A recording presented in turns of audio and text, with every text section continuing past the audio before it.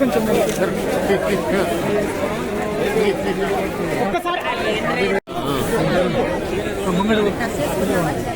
గిరేది కొత్తున్నావు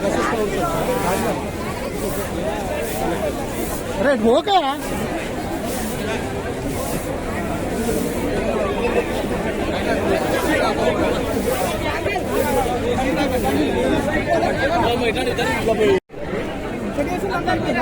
దయచేసి పత్రికా మీడియా సోదరులందరూ కూడా బాగా విస్తృతంగా వచ్చిపోయేటువంటి భక్తులకు ప్రచారం చేయాలి, పరిశుభ్రత పాటించాలి, ప్లాస్టిక్ ని ప్రాంగణంలోకి తీసుకురావద్దు, ప్రాణహాని జరుగుతుంది.